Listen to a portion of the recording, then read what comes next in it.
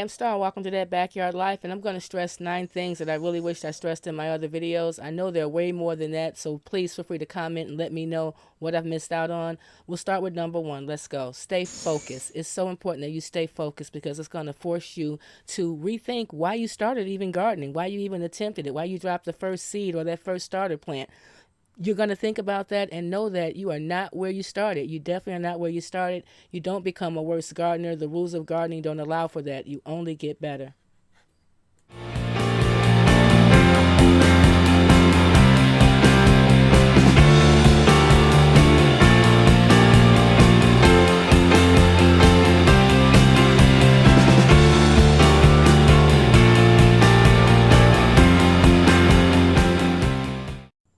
So here we are in September, and it's cute, but it's not pretty, and the whole garden will be like this, right? We got a great harvest of corn. This is my 3rd attempt to grow corn here, and it was really sweet. We had sweet corn. I mixed some different varieties, so we had some blended corn, and they grew really strong, and they were very productive. I got about 3 or 4 ears of corn off of each one, and then I just got one. But this is where I didn't put enough dirt. I didn't. Way more dirt should have been. I used a lot of compost, but I could have made this much, much deeper. The roots. Once I seen the roots showing, I should have definitely gave it compensated with more dirt for all of them. But this is what I'm finding cleaning up the corn, which is odd. But I have a few of them, so I'm going to try to grow some of those next season. Even with not enough dirt, it seemed to be enough compost. The roots were still really strong. Some of them I couldn't even pull out the ground. And I wanted to show you this. Not my hands, I'm gardening. This is a stalk from the corn. Once I peeled it down, these are really pretty. And this is from the sugar buns corn. Again, it wasn't perfect, but I still have a cucumber plant with a few cucumbers coming in September. And I've got an onion over there that I know will spread, so I'll probably move that later. I still have cherry tomatoes in September. On the deck out of a planter, I've got a olive plant that's surviving and a cucumber plant that's attached itself to the olive plant. I'm in zone 5, so right now it's just really a matter of cleanup. There's a lot of things I wish I had it done differently. That corn over there to the right, definitely something else could have been growing in there. I really could have dropped some more seeds. Even though I got 2 harvests of corn, I could have dropped more seeds over there. Almost all of the flowers, it's over for them over here. So it's just a matter of cleaning out the weeds so it'll be easier for me next season. But I'm still on this side. So here I want to share with you how the baby fruit trees we purchased back in May are doing. This is the plum tree, which is doing really great.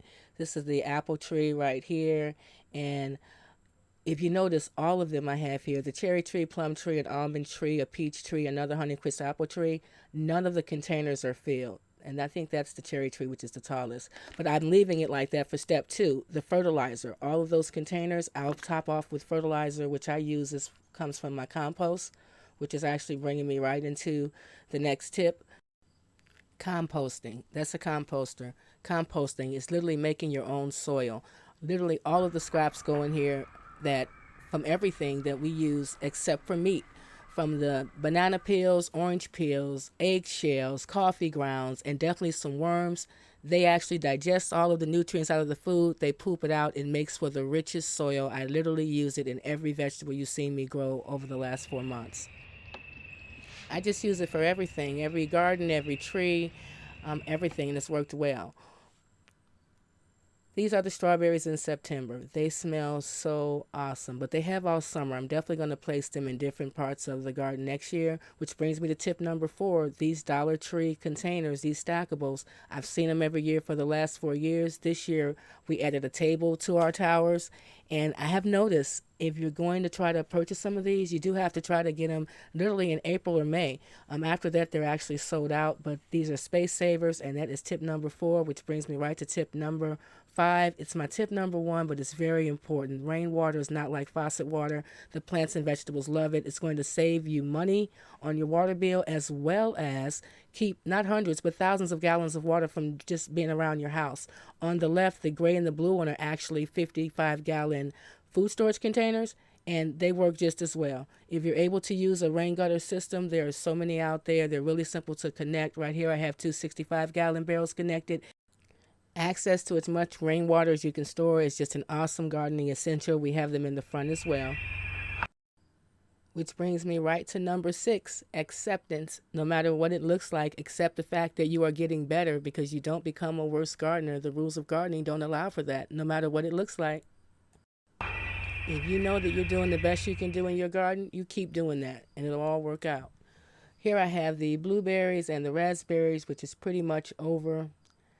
They're done with. The birds ate most of them, but they were babies, so next year I anticipate on getting more. I've got some kale over there on the right-hand side that's still growing. And right here brings me right to the next tip. I have a 5-gallon paint bucket, and originally I had cucumbers in here. Now I have tomatoes. That brings us to tip number 7, bucket and container gardening. Everything that we did in the buckets and containers worked out and grew and gave us harvest. The okra, corn, carrots as well. They all did well. Right here is another space saver that I'll definitely do again next year. I just cat-a-cornered 2 regular sized trellis, but in this corner, it's a honeydew there now. I had about 50 or 60 cucumbers. I should be growing something else right now because the cucumbers have been gone. Just like on this side, this is what's left of the broccoli in September. Definitely tip number 7, don't waste space. I should have immediately dropped some more seeds and been growing something else right there. I've got some mustard greens behind that pile of tomatoes over there. But over here, I do still have a few bell peppers. It's only a few, but I'm still getting bell peppers, and there's a few banana peppers on the other side. Definitely, the plants from the previous years got much larger, but they're still giving me peppers, so I'm grateful for that.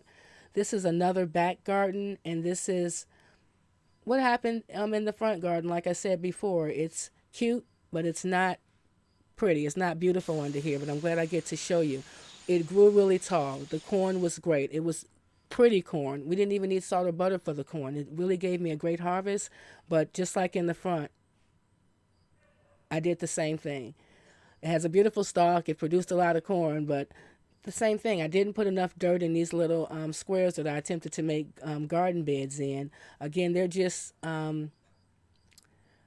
recycled paneling from when we had the deck done over. But tip number 8, you definitely want to use at least 2 feet of soil. This is only not even a whole foot, all right? But definitely you're safer in 2 feet of soil when you're growing corn, because it got really tall. They gave me a lot of corn. They really did. But I know I would have gotten much more harvest had I actually did it the correct way. So that's something I'll change for next year. But I'll give you that tip now.